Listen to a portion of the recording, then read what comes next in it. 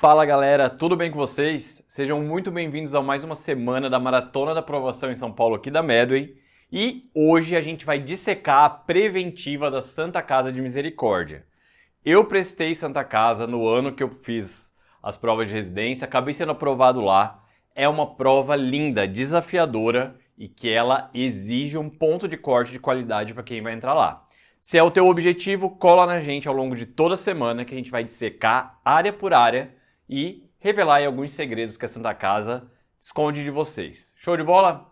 Mas quem sou eu? Me chamo John, sou lá de Santa Catarina, fiz clínica médica na Unicamp, mas estou radicado na preventiva da Medway e me amarro falar sobre preventiva desde 2019.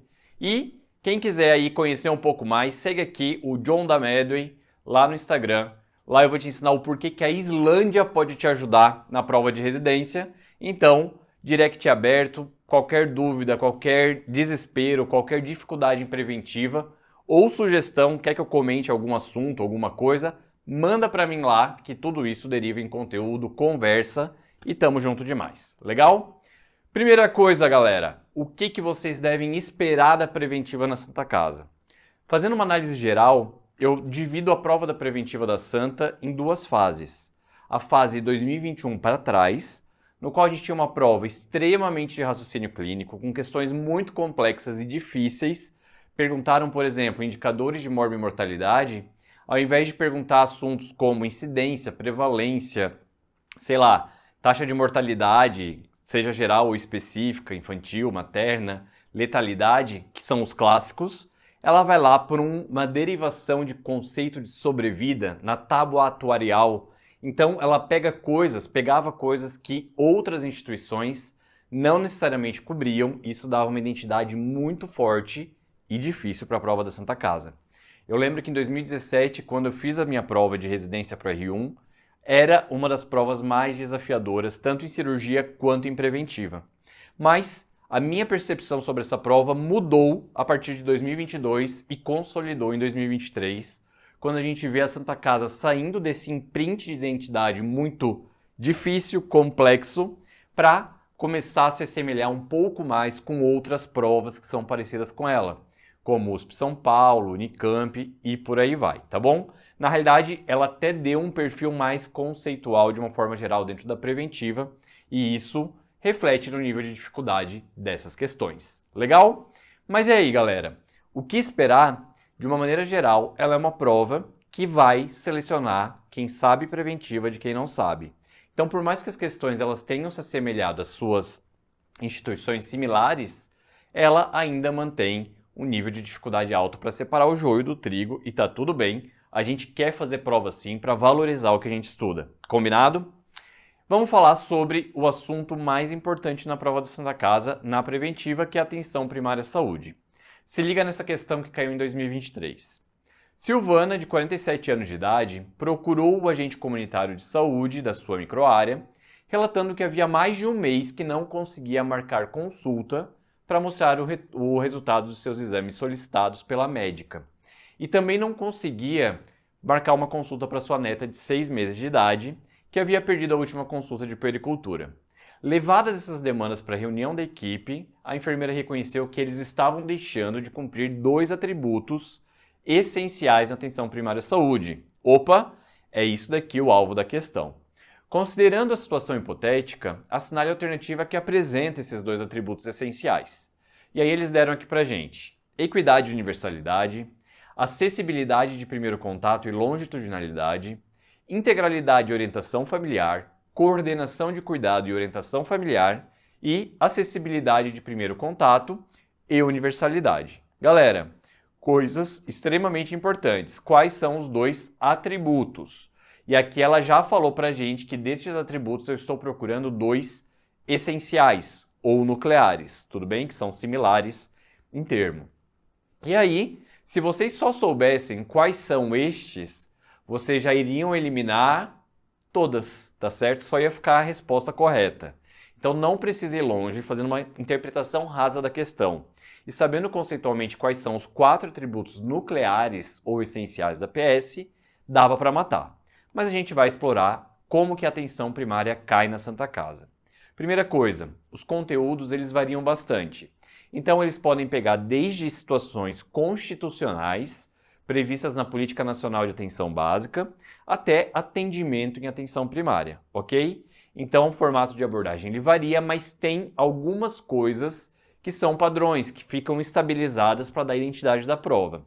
Por exemplo, é comum que essas questões tenham um enunciado extenso, principalmente nas questões de raciocínio clínico, para dar o contexto necessário para que vocês possam ter todas as assertivas para botar na sua análise. Então é normal vocês encontrarem um caso cheio de informações, ou então colocar uma coisa que eles estão fazendo bastante nos últimos 2 anos, que é transcrever o diálogo entre médico e paciente, para verificar alguma ferramenta, alguma linguagem, alguma técnica de comunicação relacionada nesse diálogo, ok? Não é uma prova que costuma ter imagens, de uma maneira geral ela é uma prova quase toda escrita, é raro ter gráfico, tabela, qualquer outra coisa dentro da Santa Casa. E nesse foco, ela também vai cobrar de vocês um olhar muito voltado para as populações vulneráveis. Para quem não sabe, a Santa Casa é um dos maiores prontos-socorros de porta aberta da América Latina.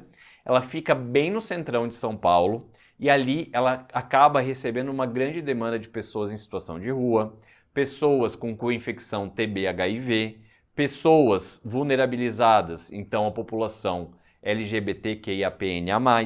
Então tudo isso acaba drenando muito pela região, que é uma região de vulnerabilidade social, para a Santa Casa. Por isso, eles cobram uma retórica aí de vocês que querem entrar na instituição, que vocês conheçam as populações vulneráveis que serão atendidas lá, ok? Então, isso de abordar pessoas em vulnerabilidade dentro de uma abordagem de medicina de família e comunidade vai ser cobrado. Então já cobraram população em situação de rua em relação à investigação de tuberculose, em relação a atendimento, população transexual, travesti. Aqui, tanto na primeira quanto na segunda fase já foi cobrado. Já caiu na segunda fase, por exemplo, uma adolescente que queria fazer um processo de transexualização com hormonização. E a gente tinha que saber sobre este protocolo que ficou bastante popularizado em 2021 aqui em São Paulo. E também de pessoas em alguma condição de saúde mental, ok? Também cobram muito, assim, todo ano, atributos da PS, como a gente viu ali, então a gente precisa reforçar isso. Da parte de composição, do que está na Política Nacional de Atenção Primária, a composição das equipes, então qual é a composição mínima de uma equipe de saúde da família, uma equipe de atenção básica, também sobre métodos de registro, como o método SOAP, e noções de matriciamento e NASF. A gente vai dissecar algumas características do que eu trouxe aqui para vocês ao longo dessa aula de hoje.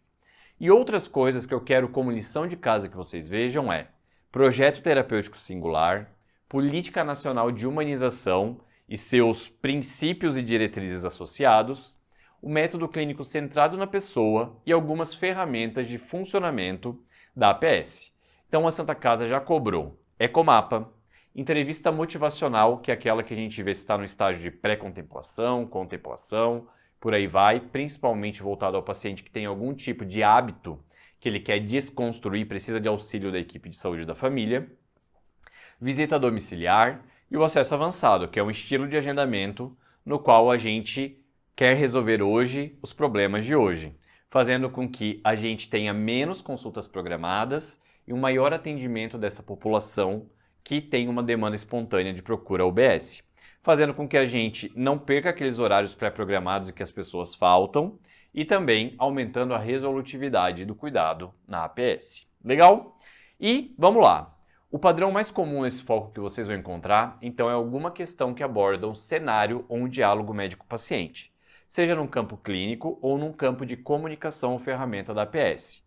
Eles vão cobrar algum conceito do dia a dia associado, independente da questão que eles tragam, e algum conceito relacionado à conduta no caso daquele paciente, que é a base das questões de raciocínio clínico. Se eu te trago um paciente que está ali com uma queixa específica e eu te dou vários elementos, eu quero que você raciocine e tome a melhor conduta voltado num contexto de APS, ok? Vamos lá. Começando a parte mais técnica para vocês salvarem questões da Santa Casa, eu quero abrir para vocês o conhecimento de atributos da atenção primária à saúde. Basicamente, esses atributos eles surgiram através de uma sugestão da Barbara Starfield, que é um dos maiores mitos da medicina preventiva e social, principalmente da medicina de família e comunidade, no qual ela trouxe algumas características que poderiam ser medidas e que representassem elementos estruturantes de uma PS forte, tá bom? E ela dividiu entre nucleares e derivados. Os nucleares são composições, são coisas que a gente tem que ter ao longo do nosso serviço. Os derivados, eles são contextuais, eles dependem de um contexto para eles existirem ou não. E a gente precisa saber quais são eles e diferenciá-los entre um e outro, justamente para matar uma questão como essa, que já colocou os atributos essenciais, beleza? Então, nucleares ou essenciais é a mesma coisa. A gente tem 4 atributos nucleares, galera. Então, esses 4 pilares fundamentam, representam uma PS forte. O primeiro deles é que a nossa PS é a principal porta de entrada. Portanto, eu só vou ser uma porta de entrada se eu estiver adequadamente aberto a receber a demanda. Se eu impor qualquer tipo de dificuldade no acesso, eu estou falhando neste atributo nuclear de primeiro contato ou acesso, ou acessibilidade no primeiro contato. Basicamente, como que a gente avalia isso? Visto que a APS é a principal porta de entrada, eu quero saber se o usuário se sente à vontade de usar o serviço para cada novo problema de saúde e também para ser a referência para qualquer situação de saúde que ele venha ter ao longo da vida, tá bom? E a outra parte diz respeito à acessibilidade da APS, ou seja, ela só abre em horário comercial e você não consegue ir porque ela está fechada no horário que você precisa. Ela tem o programa Saúde na Hora, no qual ela estende o horário de atendimento e eventualmente abre até no final de semana para poder te atender. Ela tem algum canal de comunicação, pode ser um WhatsApp, um Telegram, algum meio digital, no qual você pode a qualquer momento mandar uma mensagem e obter uma orientação a respeito da sua condição de saúde. Isso é estar acessível. Estar acessível, eu quero que vocês desconstruam a ideia do dia a dia da APS e vejam que para isso ser forte tem que estar acessível a qualquer momento, ok? A longitudinalidade, ela diz respeito a uma atenção continuada ao longo do tempo. E o que isso significa? Digamos que eu, John, fui lá, estava andando de moto e fraturei uma perna, beleza? Durante esse atendimento da fratura, eu vou receber uma série de atendimentos, na emergência, da cirurgia ortopédica, da reabilitação. Isso é um atendimento continuado direcionado a uma condição de saúde que eu tive. A longitudinalidade entende que ao longo dos anos, ao longo do tempo, eu tenho um vínculo e eu consigo prestar vários pontos de atenção continuada ao longo de um tempo. Eu não vou só dar o atendimento para quando ele precisa, entendeu? Eu vou seguindo ele ao longo de um bom tempo e através do meu vínculo de relação equipe-paciente, ele sempre vai me procurar, ele acaba confiando na gente para qualquer demanda de saúde.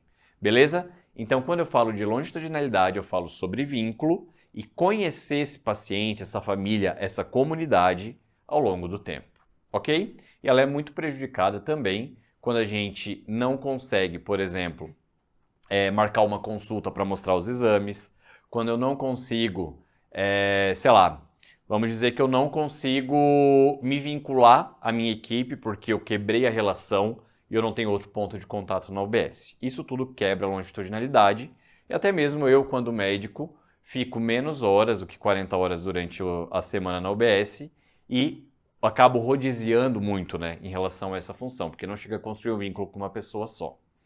A integralidade, que é o nosso terceiro pilar, ele diz respeito ao leque de serviços da APS. Quando eu falo de leque de serviços, eu quero que vocês entendam que uma equipe multiprofissional com vários conhecimentos de diferentes áreas é uma maneira de oferecer serviços para resolver várias demandas do paciente. Esqueçam que o médico resolve tudo, a gente trabalha em equipe e essa diversidade de conhecimento é importante porque as demandas do paciente na OBS são muito variadas, ok? Além disso, essa OBS precisa ter um potencial resolutivo, oferecer serviços, pequenas cirurgias, atendimento de emergência, num primeiro momento, uma estabilização e depois uma remoção para um local adequado, e por aí vai.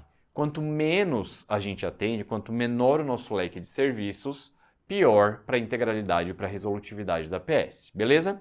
Então, integralidade diz muito a respeito ao leque de serviços, mas também diz a potencial de a gente olhar o indivíduo de uma maneira ampliada. Não olhar somente pelo modelo biomédico de que saúde é ausência de doença e que a doença tem uma explicação fisiopatológica associada. Não, eu tenho que olhar esse indivíduo tanto no contexto biológico, que é o que eu falei, mas também ampliando para o contexto familiar, social, ambiental, espiritual, enfim, beleza? E por fim, a gente tem a coordenação de cuidado. E a coordenação de cuidado é o entendimento de que a APS ela é responsável pela integração desse paciente na rede.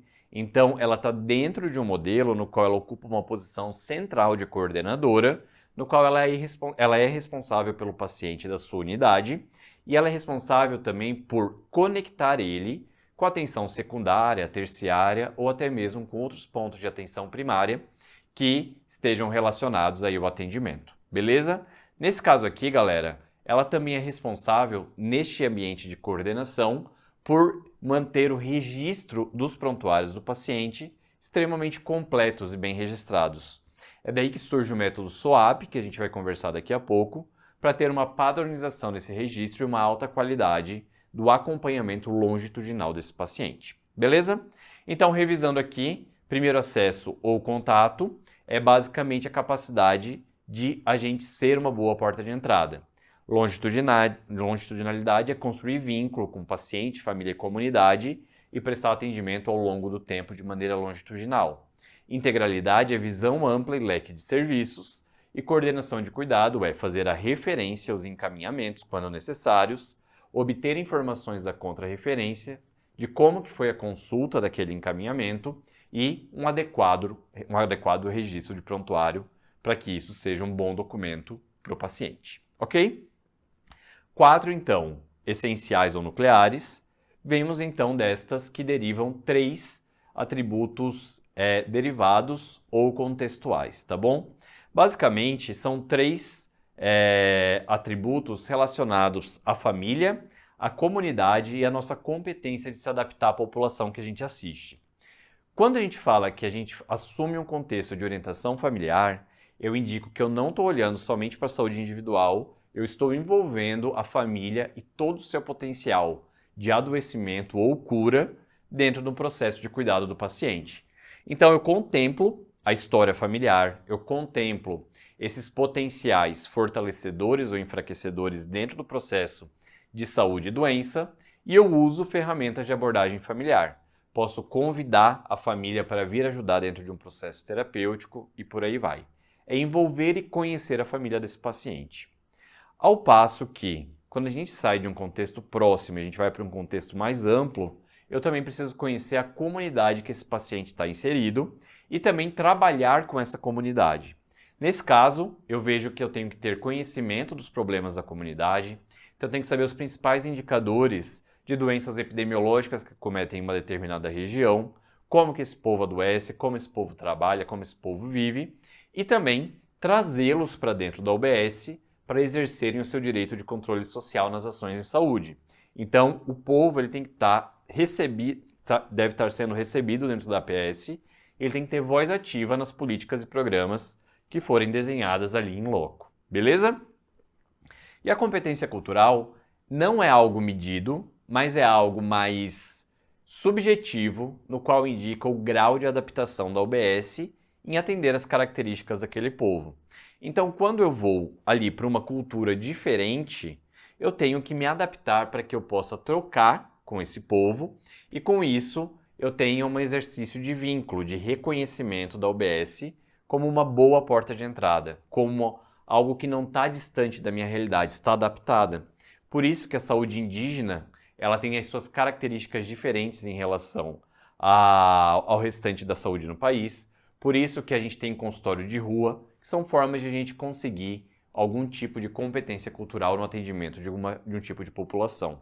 Se você está numa população ruralizada, que tem um dialeto próprio em relação à explicação sobre doenças, você tem que entender quais são as suas explicações culturais para conseguir entrar nesse universo e muito respeitosamente trocar esse processo de cuidado. Isso é competência cultural. Beleza? Finalizados então os atributos, a gente vai para o método SOAP, que é um desdobramento do atributo nuclear ou essencial de coordenação de cuidado, porque ele é um método de registro de evolução clínica, ele está incluído dentro do registro clínico orientado por problemas. Basicamente, o método SWAP ele é um acrônimo no qual S significa subjetivo ou objetivo, a análise, P plano. Isso aqui são as etapas sequenciais de como a gente faz uma consulta em UBS, em ambulatório. Então ela não é específica da UBS, ela também pode ser colocada no nível secundário ou terciário de atendimento. É simplesmente um método de registro, mas muito bem quisto e estimulado dentro do contexto de medicina de família e comunidade. Basicamente, então, o S, a gente capta as informações subjetivas, que são as explicações do paciente a respeito do seu processo de adoecimento. Então, o S ele é muito centrado no que a pessoa nos diz e ela traz muitas informações subjetivas dentro da nossa anamnese, beleza? Então, eu vou registrar as experiências dessa pessoa, as possíveis explicações deste problema ou da doença. Partindo dessa etapa subjetiva, que é a coleta da história, eu vou para uma parte objetiva. Aqui são as impressões objetivas que eu posso ou medir ou comprovar aí por algum tipo de métrica que o profissional vai acabar registrando no seu prontuário. Basicamente, aqui eu registro os dados positivos ou negativos relevantes para a história, tá bom? Então eu coloco que uma impressão sobre o meu exame físico, mensuração da PA, da frequência cardíaca, exame abdominal, exame cardíaco, exame torácico de uma forma geral, são informações objetivas que eu coleto como profissional e eu registro no prontuário. Então, dados do exame físico é uma parte do objetivo, a outra parte é o resultado de exames complementares. Eu deixo tudo ali no O, porque são informações bem objetivas e reprodutíveis caso queiram ser comprovadas em relação ao nosso registro. A nossa avaliação é o ponto mais crucial em relação ao registro do nosso prontuário. Por quê? Porque é aqui que a gente coloca a nossa avaliação sobre esses resultados obtidos na etapa subjetiva ou objetiva, tá bom? É aqui que a gente define o problema. E dentro desse problema, eu posso estar diante de uma primeira consulta de quando não sei o diagnóstico, ou eu já estou numa fase mais avançada e eu tenho comprovações para determinar a hipótese diagnóstica. O que eles não estimulam é que a gente coloque interrogações muito precoces para não dar um viés para as pessoas que eventualmente possam pegar esse caso depois. Então, digamos que eu atendi um paciente com um nódulo solitário, beleza? Fez um exame de imagem, identificou o nódulo solitário, beleza. Coloco aqui então nódulo pulmonar solitário. Eu não vou já investigar câncer de pulmão. Por quê? Porque o que eu tenho naquele momento é só um nódulo solitário. Ao longo da investigação, eu vou adicionando dados da anamnese e do exame físico que vão fortalecendo e comprovando uma hipótese até eu chegar no nódulo solitário benigno. Daí o plano, acompanhamento, beleza? E por aí vai, tá bom? Mas o que eu quero dizer para vocês é que não gastem precocemente a hipótese diagnóstica porque isso atrapalha. Por isso, dentro da MFC, a gente estimula que como os problemas às vezes são manifestados por sintomas ou situações, a gente pode utilizar a classificação internacional de atenção primária, que diferente do CID, que já dá um diagnóstico, aqui no CIAP a gente tem a descrição e a codificação de sinais e sintomas. Então eu posso falar tremor, não sei ainda se vai ser Parkinson, se vai ser essencial, se tem algum tipo de distúrbio cerebelar, simplesmente tremor, é o que eu sei no momento. Conforme eu vou avançando, eu pego a evolução dessa investigação na minha avaliação, beleza? E o plano? Aqui a gente tem 4 coisas para fazer. A gente tem o plano mencionando quais são os exames, as provas diagnósticas para elucidar uma hipótese, tá bom? Solicito o ecocardiograma com vistas a avaliar se há fração de ejeção diminuída, beleza? Terapêutico, que são os medicamentos que eu prescrevo, quais são também as mudanças de estilo de vida, dieta. Solicito, pactuamos perda ponderal de 4 quilos nos próximos 6 meses. O paciente se compromete e tudo mais, tá bom? O segmento, retorno em 6 meses, retorno em 3 meses, encaminho para. E educação em saúde, que é firmar ali quais foram as condutas de educação e saúde que a gente deu para esse paciente, beleza? Para a gente já ter esse resgate num retorno e poder ali falar para ele, deu certo, não deu, e aí avançar na próxima consulta. Para finalizar a atenção primária, a gente vai falar sobre matriciamento e NASF.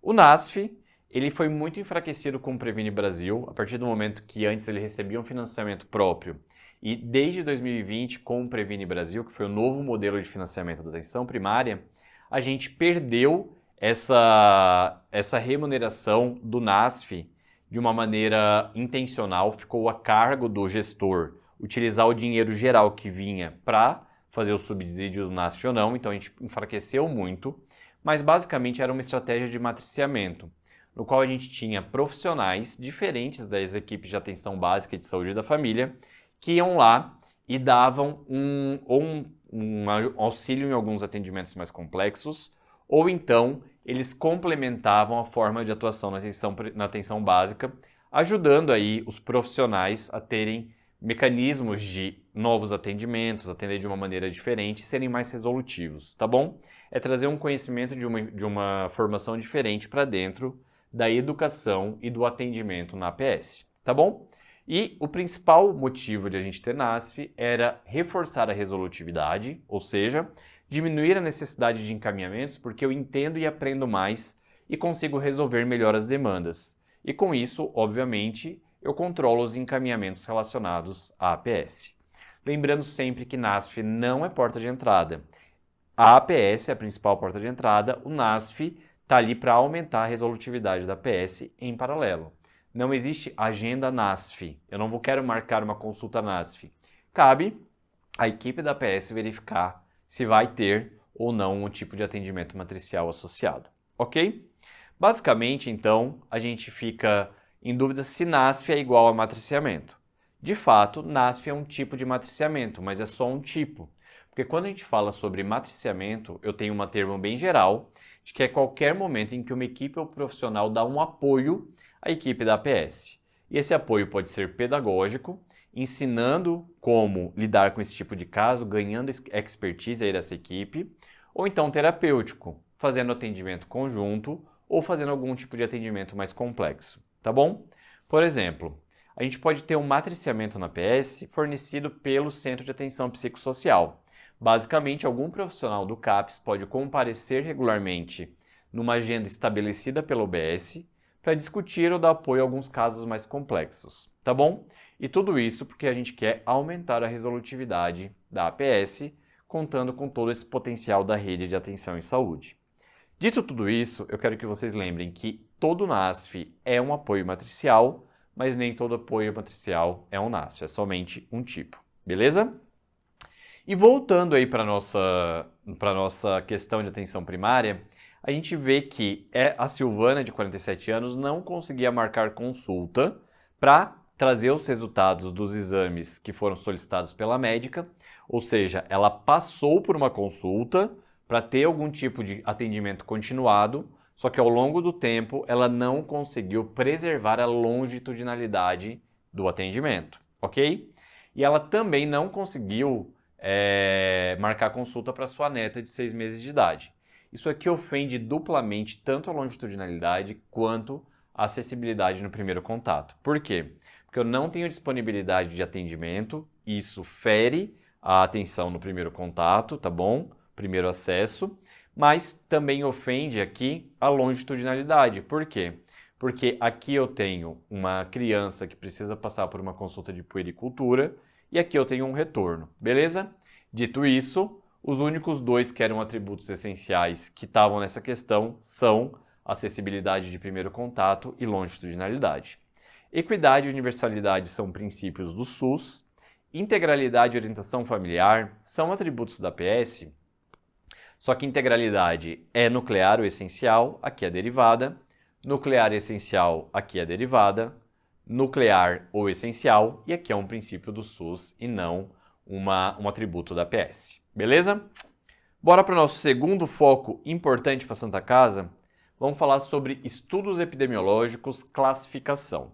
E eu trago uma questão da Santa Casa de 2022 que falava que um grupo de alunos gostaria de realizar 2 estudos para avaliar se algum fator de vulnerabilidade, exposição, aumenta o risco de complicação para a COVID-19 e também a incidência de síndrome de Kallmann, que é uma forma de hipogonadismo hipogonadotrófico, basicamente, relacionado aí a algumas alterações de sistema nervoso central. Mas o que eles queriam dizer? Que a exposição é vulnerabilidade social, desfecho COVID-19 e síndrome de Kallmann.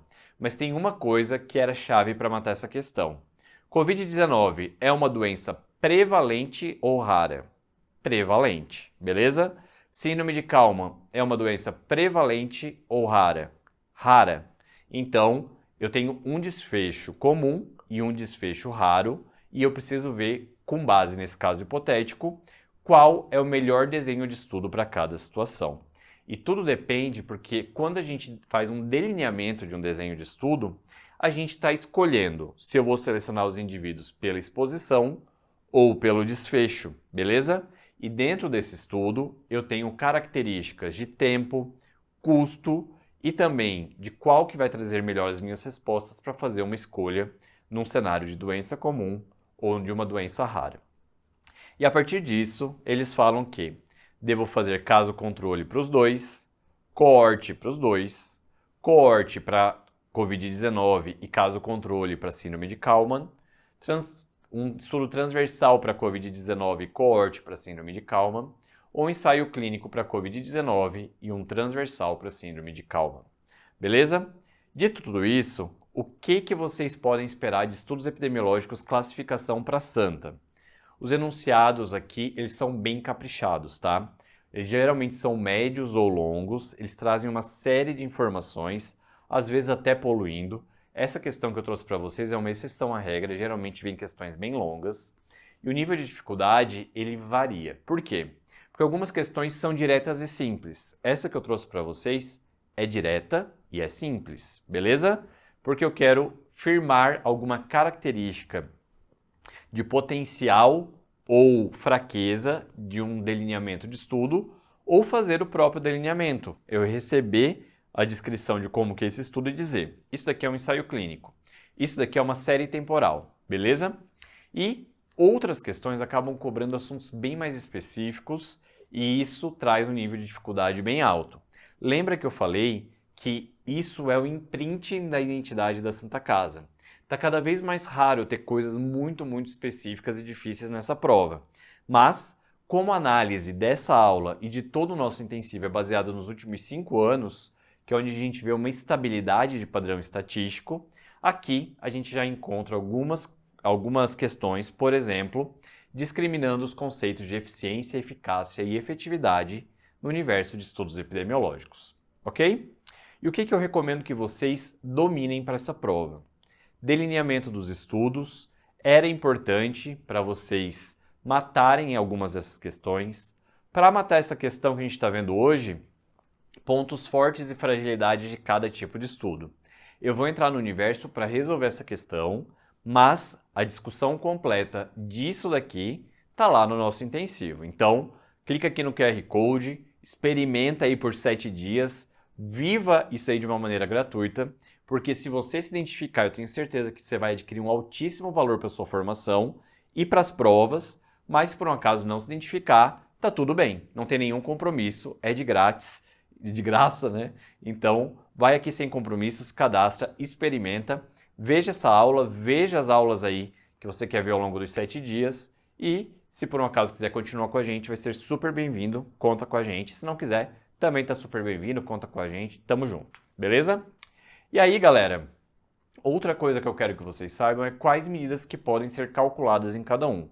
Quais são as medidas de frequência mais comuns para determinado tipo de estudo e também as medidas de associação, que a gente vai conversar ainda hoje, tá? Adicionalmente, eles têm uma pegada muito forte para ensaio clínico. O que eu vejo nas provas mais recentemente é que medidas de associação, efeito e características de ensaio clínico têm caído em disparada em relação a estudos observacionais. Então tem que saber quais são as fases de um ensaio clínico, quais são os conceitos, por exemplo, o que é randomização, o que é cegamento, o que é protocolo por intenção de tratamento, que são conceitos básicos e que guiam características e validade interna de raciocínio clínico, conceitos de eficiência, eficácia e efetividade, que também tem na nossa aula lá, e níveis de evidência dos estudos, que é um tema ímpar, polêmico, muito variável, mas que a gente vai se defrontar nas provas e a gente precisa saber uma resposta, tomar um norte, beleza? Basicamente, então, eu vou discutir com vocês 2 tópicos nesse caso. São as fases dos ensaios clínicos e também níveis de evidência e grau de recomendação, porque isso é muito característico da Santa, beleza? Ah, John, mas a questão que tu trouxe era de uma outra parte. Legal, eu quero discutir os aspectos daquela questão em relação a fragilidades e potencialidades de um delineamento. Mas dentro da Santa Casa eu quero que vocês dominem isso daqui, legal? Então vamos lá. Quando a gente vai lançar uma nova substância, que depois vai se tornar uma terapêutica no mercado, eu não posso simplesmente dizer, nossa, descobri a substância XPTY, top ela. Nossa, testei em rato, tá 10. Manda direto para a farmácia, Anvisa, libera aí, bora começar que tá muito bom. Não é assim. Se fosse assim, a gente ia ter uma série de talidomidas que estariam ali disponíveis para toda uma população e a gente ia ver a catástrofe que isso seria se não tivesse passado por etapas de validação científica em relação à segurança e eficácia. Para isso, por protocolo, cada nova substância precisa passar por fases clínicas de um ensaio clínico, tá bom? Quando eu digo de fases clínicas, é porque a fase pré-clínica, que antecede a fase clínica, ela começa com estudos in vitro e depois pesquisas em animais. A fase clínica ela denomina os primeiros marcos de estudos em humanos, tá bom? E quando a gente tem uma substância que a gente já testou em animais, já testou in vitro e eu quero começar a testar em humano, eu tenho que ir com muita calma. Então a primeira fase, que é o primeiro momento de testes em humanos, a gente pega um grupo muito pequeno e limitado, de 20 a 100 participantes. E esses participantes, eles não podem gerar muitos fatores confusionais, porque aqui eu quero testar segurança e reações indesejadas. Não quero ver efeito da droga, não quero saber qual que é a dose que eu vou utilizar, eu quero saber, é seguro, eu posso avançar para uma próxima fase, ou eu tenho aqui um alarme e eu preciso interromper.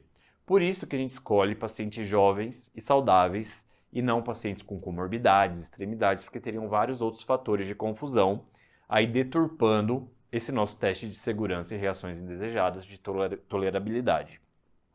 Dito tudo isso, o que não entra aqui? Não entra criança, não entra idoso, não entra gestante, por questões éticas inclusive, beleza? É segura, toleraram bem, permissão para a segunda fase. A segunda fase eu amplio um pouco o meu grupo, mas ainda em poucas centenas ou muitas dezenas de pessoas. Não fixem tanto os números, eles podem variar de literatura para literatura, mas saibam que aqui é dezenas, aqui poucas centenas. E nesse caso aqui eu amplio o meu grupo de participantes, mas aqui eu também coloco pessoas com comorbidades e que de preferência tenham a doença que eu estou aí direcionando o meu tratamento. Então, se eu estou dando um novo, sei lá, uma nova insulina, é importante que diabéticos estejam nesse grupo na fase 2, beleza? Não somente, mas também, tá? E aqui, eu quero que vocês saibam que segurança e tolerabilidade, que eu vi lá na fase 1, elas perpetuam até a fase 4. Então, eu só vou adicionando coisas que eu vou vendo. Então, eu consigo aqui olhar dados de segurança, que eu já estava vendo na fase 1, agora eu consigo ver dados de eficácia, bem iniciais, mas eu consigo coletar, porque eu tenho uma amostra maior e uma população mais diversa, e eu consigo testar a titulação de diferentes dosagens para verificar qual que é o efeito agonista máximo, qual que é o mais adequado, pesando entre efeito e controle de efeitos adversos, tá bom? E também vejo que, como eu tenho pacientes com comorbidade, eu vejo as interações medicamentosas que começam a surgir nessa fase. Então, isso aqui eu mantenho, mas eu adiciono tudo isso, mas também numa fase inicial. É a fase 3, talvez a fase do vai ou racha dentro das fases clínicas dos estudos, porque aqui eu tenho já centenas a milhares de participantes aqui participando, com uma população totalmente diversa, e nesse caso a gente faz uma etapa de ensaio clínico randomizado, beleza? Eu comparo um grupo que vai receber essa substância com outro grupo que vai receber uma substância já validada no mercado para aquela doença e mais tradicional, ou então com o placebo. E com isso, eu consigo medir os efeitos no controle de determinada doença entre esses dois grupos, calculando a eficácia do meu medicamento em condições ideais aí de ensaio clínico. Beleza? Continuamos com estudos de segurança. Eu só ganho aqui uma maior validade e metodologia científica para avaliar a eficácia, que era muito arcaica na fase 2, agora na fase 3. Eu preciso dessa definição de eficácia e de segurança do estudo para poder mandar para os órgãos reguladores aprovarem ou não. E é nessa fase que eu tenho um bom conhecimento de interações medicamentosas, efeitos, doses, recomendações e eu consigo escrever a bula do remédio, ok? Quando um estudo é aprovado na fase 3 pelos órgãos reguladores, eu posso comercializar esse medicamento. Mas isso não significa que a minha vigilância em cima dele acaba. Quando eu jogo para a população em geral, eu tenho uma maior diversificação de pessoas que vão utilizar, mas eu preciso acionar um efeito de farmacovigilância. Então está liberado para comercialização, mas a todo momento podem surgir dados sobre eficácia, segurança e efeitos colaterais. Beleza? E isso daqui passa por sistemas de notificação para verificar se a gente vai fazer um recall ou se a gente mantém aí esse medicamento no mercado. Legal? Tranquilo? Talidomida foi um medicamento que foi retirado do mercado porque era muito utilizado para náusea na gestante e isso começou a dar malformação fetal na etapa de farmacovigilância. Super importante, tá bom? Fases dos estudos, show! Agora vamos olhar os níveis de evidência, no qual a gente olha, dentre os estudos e as evidências que eles produzem para a gente, quais têm maior aplicabilidade na prática clínica e quais estão mais distantes de uma aplicabilidade na prática clínica. Uma coisa que eu sempre gosto de deixar claro antes de falar sobre isso é que não significa que o ensaio clínico vai ser sempre melhor que o relato de caso. Tudo depende do objetivo. Quando a gente fala da pirâmide de evidências ou classificação em nível de evidências, eu estou falando que isso é uma organização para uma recomendação na prática clínica, beleza? Se eu quisesse falar sobre efeitos numa comunidade, eu ia muito mais para um outro tipo de estudo e ele ia ser o topo da pirâmide, o ensaio clínico, que era um nível individuado, ia ser bem irrelevante nesse caso. Mas nesse caso, como a gente está muito voltado para a prática clínica, olhem muito bem essa hierarquização dos níveis de evidência. Outra coisa que eu quero dizer para vocês, essa tabela aqui ela é derivada dos critérios de Oxford dos níveis de recomendação, que é o que as provas acabam mais adotando. Há várias variações e formas de se apresentar isso. Há pelo menos umas 14 sociedades que têm algum tipo de escala, então permite-se variações. Importante vocês saberem. E isso eu quero que vocês fixem o que são os extremos e o que está mais ou menos em cima ou embaixo nos meios, beleza? Sabendo disso, vocês vão conseguir matar as questões e conseguir reconhecer o que é mais recomendado em evidência para a prática clínica ou não. Vamos lá.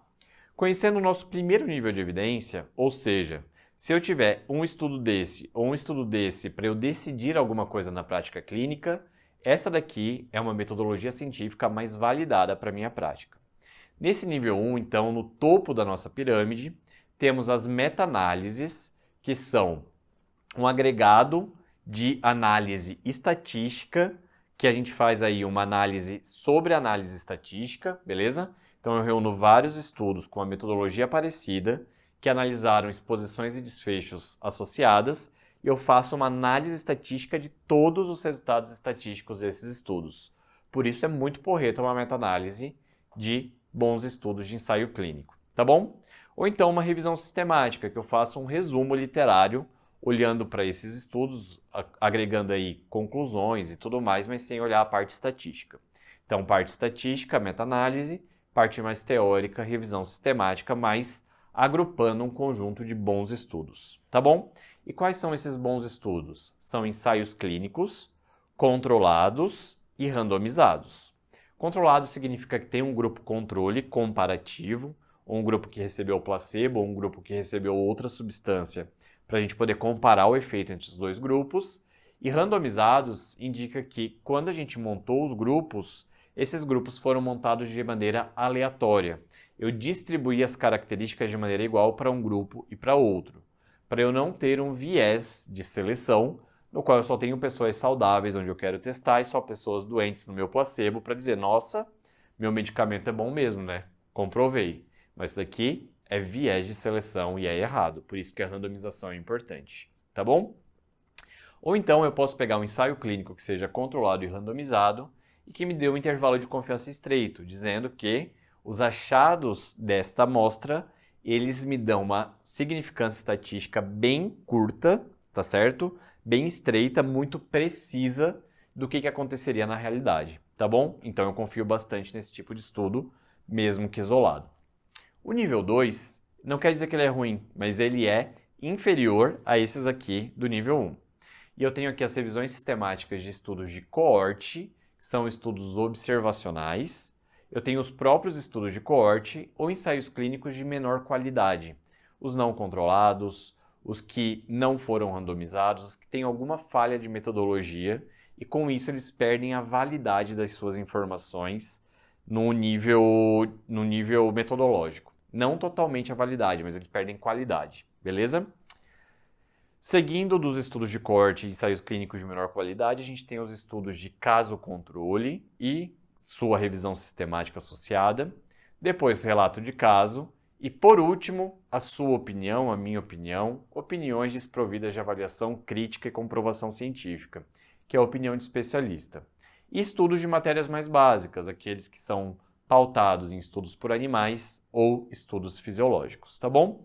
Aqui surge uma polêmica de uma questão da Santa Casa que foi posteriormente anulada, que ela falou qual que é o mais importante e o menos importante na pirâmide de evidências.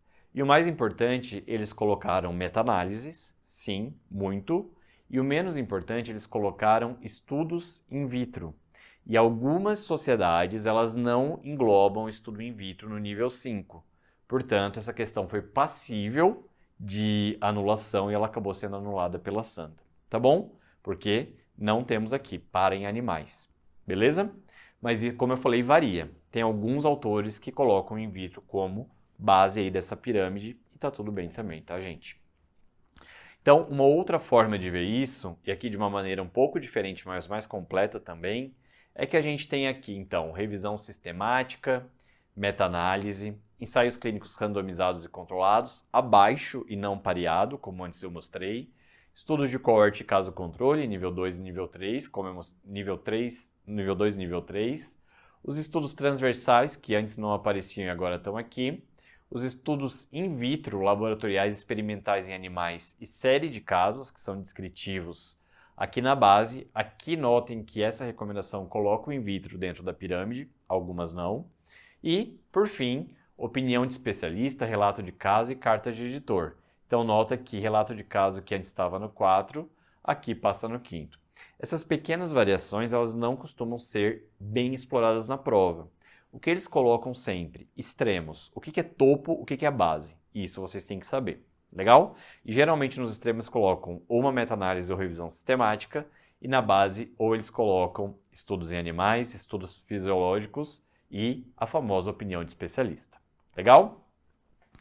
E baseado nisso, a gente consegue ter graus de recomendação para a prática clínica. Por quê? Porque se vem uma informação de um nível de evidência 1, de uma meta-análise ou revisão sistemática, eu coloco como altamente recomendado eu adotar essa informação para a prática clínica. Se vem do nível 2 ou 3, ensaios de menor qualidade, coorte, caso controle, que são observacionais, eu coloco aí uma recomendação favorável, porém uma margem de dúvida. No nível 4, basicamente estudos descritivos, transversais, eu coloco um recomendado, mas assim, não é conclusivo, tá? Então não vai a ferro e fogo, porque não é bem assim. E no 5º, opinião de especialista, estudos de base, não conclusivo, não é recomendado para prática clínica de uma maneira sem olhar para outras informações. Essa informação no nível 5 não é transponível diretamente para a prática clínica. Legal? Mas vamos à nossa questão, galera. Eu tenho um grupo de alunos que gostaria de realizar 2 estudos para avaliar a associação entre vulnerabilidade social e uma doença frequente, comum, Covid-19, e uma doença rara. E aí a gente quer saber quais são os melhores estudos para a gente provar essa relação.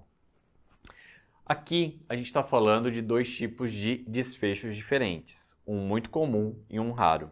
E eu posso fazer estudos baseados em exposição, controlar a exposição e controlar o desfecho. Qual que é o lance? Digamos que eu queira aqui avaliar uma doença rara. Eu vou fazer um estudo de coorte, no qual eu vejo coortes de indivíduos que têm ou não o fator de risco, acompanho eles ao longo do tempo e vejo depois de um período de observação, que pode demorar anos, se eles têm ou não um desfecho. Difícil. Por quê? Porque eu tenho que confiar que ao longo desses anos, que vai me gerar custo, vai me gerar um tempo absurdo, que eles vão desenvolver síndrome de Kallmann. Às vezes ninguém desenvolve. Às vezes um desenvolve e isso não me diz nada a respeito do que eu posso falar sobre vulnerabilidade ou não. Então aqui na síndrome de Kallmann, que é um desfecho raro, mais vale selecionar os indivíduos pelo desfecho. Eu pego um grupo de casos que tem síndrome de Kallmann e um grupo de controles que não tem síndrome de Kallmann e eu questiono para eles se lá no passado eles foram expostos a situações de vulnerabilidade social. Então eu posso fazer um questionário, eu posso obter as informações de exposição de risco, selecionando esses indivíduos já pelo desfecho, beleza? Por isso, desfechos raros, é muito melhor eu selecionar os indivíduos tendo ou não desfecho, por isso eu estou no estudo de caso-controle, legal? Ao passo que Covid-19, eu posso pegar alguns fatores de risco, por exemplo, vulnerabilidade socioeconômica, e eu pego aqui, eu vou comparar um grupo no ápice da pandemia, que tem menos de 2 salários mínimos e outra que tem mais de 10. E outra corte que tem 2 a 10, beleza? E eu consigo acompanhar eles ao longo de um período de tempo que nem é tão longo, porque é uma doença aguda, estava muito frequente na época da pandemia, e medir destes 3 grupos quem teve mais Covid-19 ou não e fazer as associações estatísticas. Então aqui eu posso selecionar os indivíduos pela exposição, que é a vulnerabilidade social, acompanhar ao longo do tempo e verificar se teve desfecho ou não. Isso é um estudo de coorte, beleza? Aqui, galera, se por um acaso vocês tiverem alguma dificuldade em delineamento de estudos, eu recomendo que 7 dias aqui do Free Trial tem várias aulas que eu falo sobre isso. A aula da USP está excelente, a aula da Unifesp está excelente, da Santa está excelente. Então eu quero que vocês vão lá e explorem esse conhecimento, porque é um conhecimento fundamental para a prova de residência, em qualquer uma delas. Legal? E vamos finalizar aqui com estudos epidemiológicos, análise estatística e aplicação. Sim, Santa Casa ama estudos e faz todo sentido. Por quê?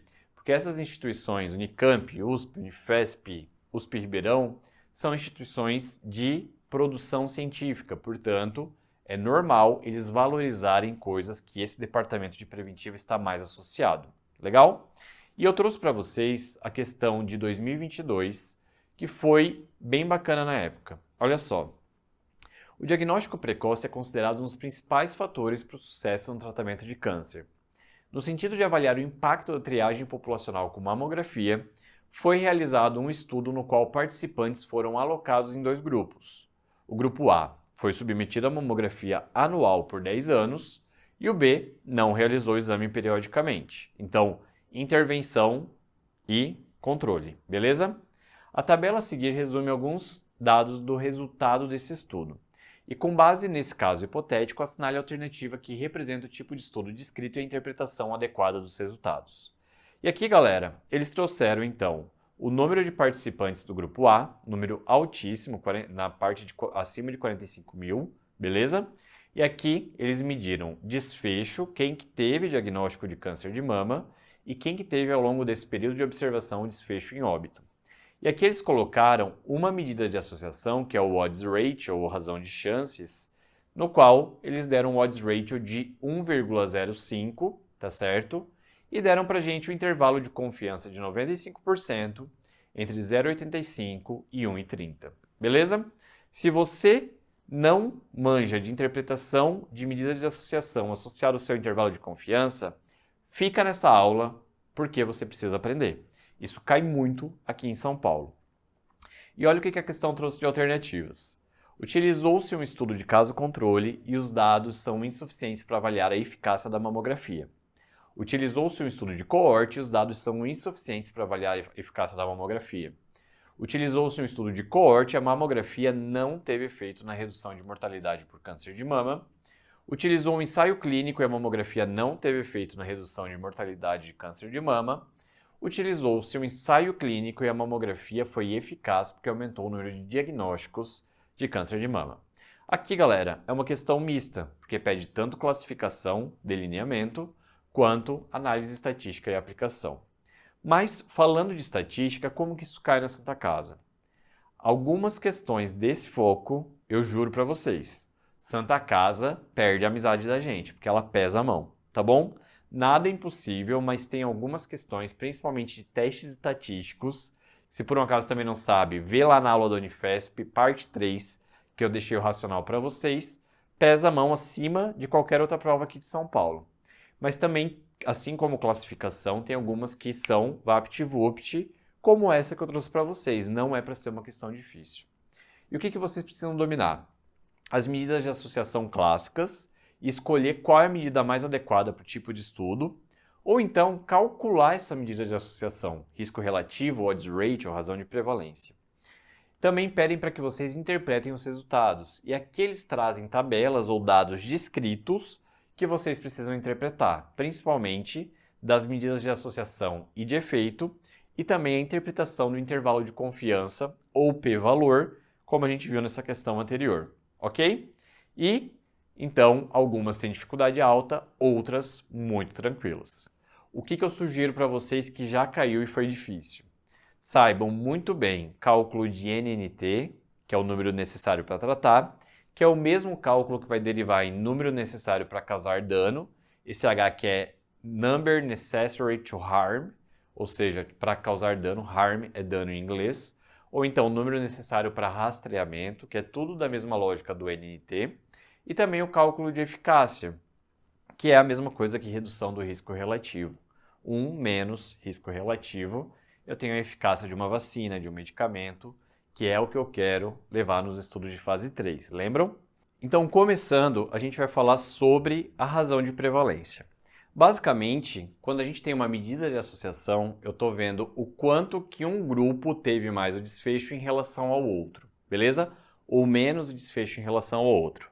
Então, quando eu falar de odds ratio, razão de prevalência ou risco relativo, eu estou falando de uma divisão que mostra a prevalência ou incidência dos expostos em relação aos não expostos, ou então a chance de desfecho em quem foi exposto em relação a quem não foi, beleza? Aqui, galera, então eu tenho a primeira delas, a razão de prevalência. Nesses estudos, a gente obtém apenas a prevalência. Eu vou lá, faço uma entrevista, tenho uma foto da minha situação e eu vejo a prevalência de um desfecho em um grupo em relação ao outro. Então, ele é muito bom para estudos transversais.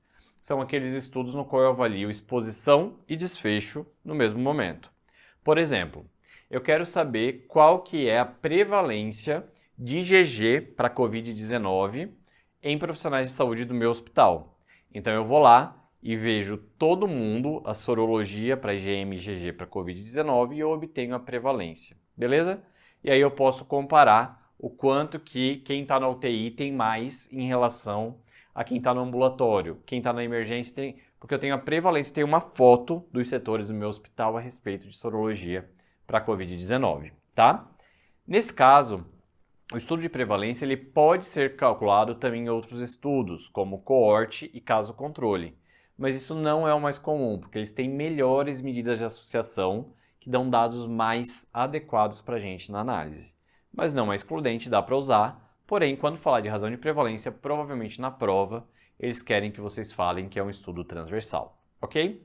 O odds ratio, ele é uma razão de chances, ele é um dos mais democráticos que tem, mas ele surge a partir do momento que o caso controle, por já selecionar os indivíduos a partir do desfecho, e com isso eu não conhecer a incidência, eu só consigo olhar para trás, e a incidência é o número de casos novos, é de eu estimar o risco relativo a partir de uma medida de associação.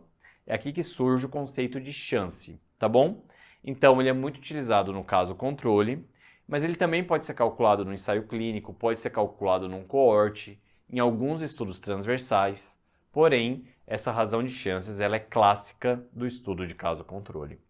Por fim, o risco relativo, ele mede a incidência do desfecho nos grupos expostos, dividido pela incidência do desfecho nos grupos não expostos.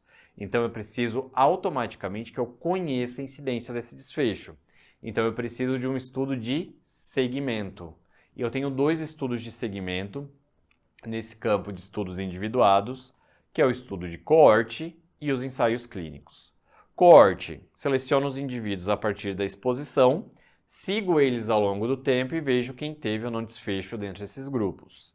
Ensaio clínico, um grupo desses eu ativamente proponho uma intervenção, faço uma comparação com o grupo controle, acompanho eles ao longo do tempo e vejo quem teve ou não desfecho. A importância de eu conhecer a incidência é que, ao longo desse acompanhamento, se uma pessoa adoece, eu anoto e eu sei. Se outra adoece, eu anoto e eu sei exatamente o risco que vai acontecendo ao longo do tempo nesses 2 grupos. Por isso, eu consigo fazer o risco relativo, que é a medida real do risco de um grupo em relação ao outro. Por esse motivo, ele é chamado de o melhor dessas 3. Mas também é como eu falei de pirâmide de evidências. Tem uns que são bons para um contexto e outros para outro, mas, de uma maneira geral, ele é considerado o melhor porque é o único que pode medir o risco. Por isso, sempre que é possível, ele é a melhor medida que a gente tem nos estudos de coorte e de ensaio clínico, ok? E o padrão mais comum desse tipo de questão que cobra esse conhecimento é ter um enunciado que apresenta um estudo sem falar o seu delineamento, e aqui que vocês têm que captar se é um estudo transversal, um de coorte, ou então um caso controle, beleza? E aí a gente tem que ver qual que é o delineamento e a medida de associação associada. É um misto entre classificação e análise estatística. E como que eu vou responder? Identifico o delineamento e depois eu escolho a medida mais apropriada, ok? Outra coisa, a medida de associação ela vem de uma razão, de uma divisão entre a chance ou a probabilidade de um grupo ter o desfecho em relação ao outro, ok? E ele pode ser expresso em números, que é ou igual a 1, ou maior que 1, ou menor do que 1. Por que que o 1 é o ponto de corte, divisor entre um ou outro? Porque quando eu divido números iguais, eu tenho 1, beleza? E não 0. Por isso que ele acaba sendo, porque ele é produto de uma divisão. Então, quando eu tenho igual a 1, essa medida de associação, significa que o desfecho no meu grupo de exposição e de não exposição foi o mesmo, foi igual. Portanto, eu não tenho associação entre exposição e desfecho, beleza? Porque foi igual no meu grupo comparativo. Quando é maior do que 1, significa que o meu grupo que foi exposto teve mais desfechos do que o não exposto, então essa exposição se associou como um fator de risco. E quando é menor do que 1 é o contrário, significa que quem foi exposto teve uma proteção, porque eu tive menos desfechos do que quem não foi exposto.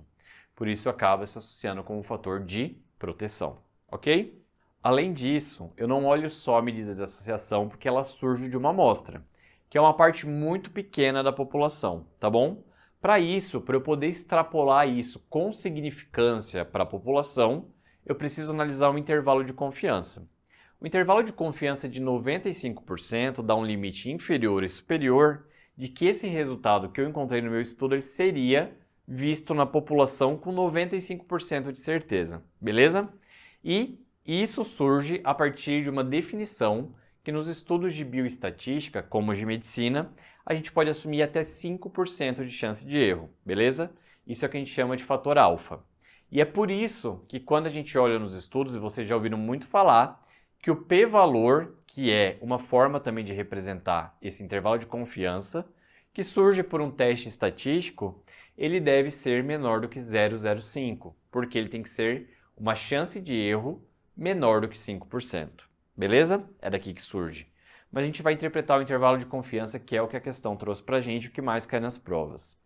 Esse intervalo de confiança, então, ele vai dizer, bom, ele veio aí com uma medida de associação, um odds ratio de 1,3, mas com intervalo de confiança variando entre 0,93 e 2,4.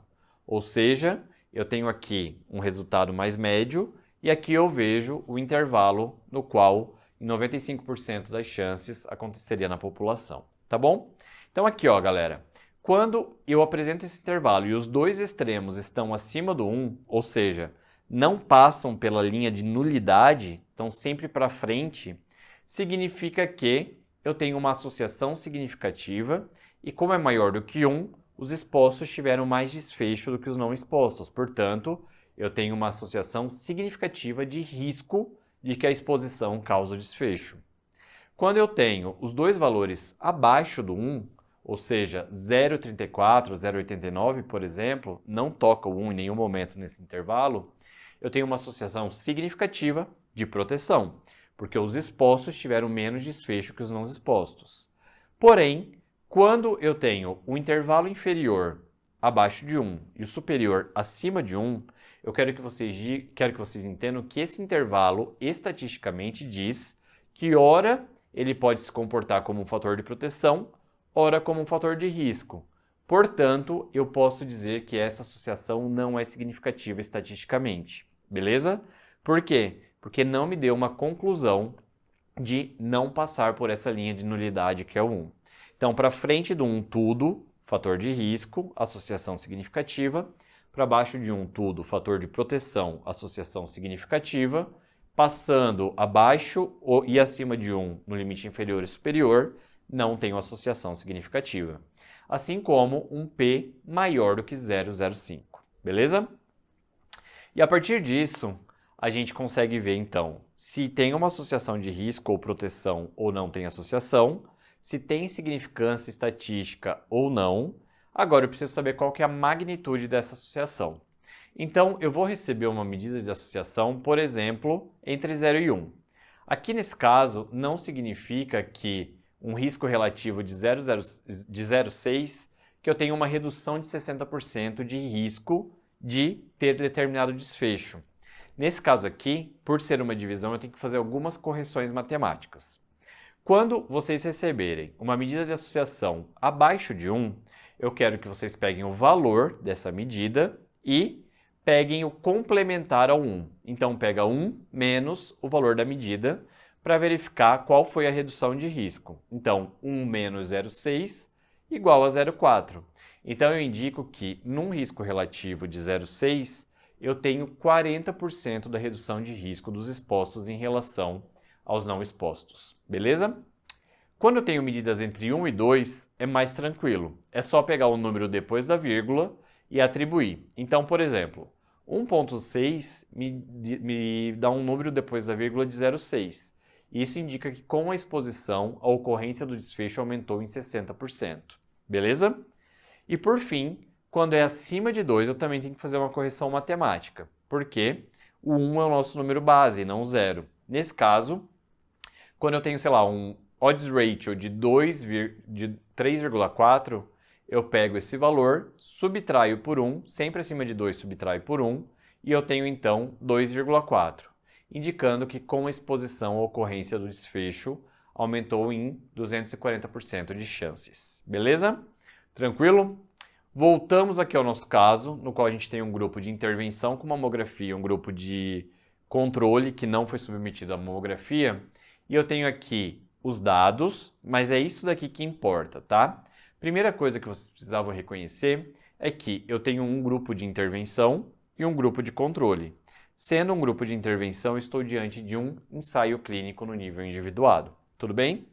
Nesse caso aqui, eu tenho um resultado estatístico aqui dado de odds ratio. Então, me diz que a razão de chances é acima do que 1, beleza?